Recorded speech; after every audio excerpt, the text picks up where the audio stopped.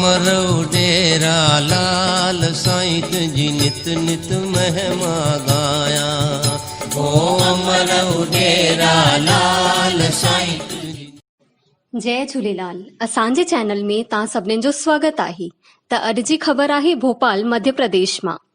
सिंधी समाज जी आन बान ऐं शान रहे सिंधी समाज जा स्वतंत्रता संग्राम सेनानी श्री लक्ष्मणदास केसवानी जी जो सुबुह जो 11:30 बजे लॻभॻ 99 वर्ष जी आयु में निधन थी वियो। पंहिंजी जिंदादिली व बेबाकी व सिंधी समाज जे समर्पित मशहूर श्री केशवानी जी खे स्वतंत्रता संग्राम जे दौरान शहीद हेमू कालाणीअ जो साथ बि मिलियो हुयो। उहा पत्रकार भी रहा हुया।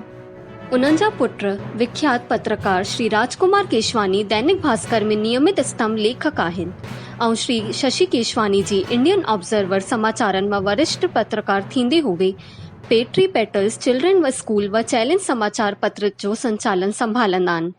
स्वर्गीय श्री लक्ष्मणदास केशवानी जी जो पार्थिव देह दोपहर 2:30 बजे उन जे इतवारा स्थित निवास स्थान भदावत विश्राम घाट जे लाइ रवाना थियो हुयो। उते उन्हनि खे स्वतंत्रता संग्राम सेनानी थियण जे आधार ते गॉर्ड ऑफ ऑनर भी ॾियो वेंदो। उन जे उपरांत अंतिम संस्कार संपन्न थींदो। हिन दुखद समाचार में असांजी मानवीय संवेदनाएं श्री केशवानी जी जे परिवार सां गॾु ई आहिनि।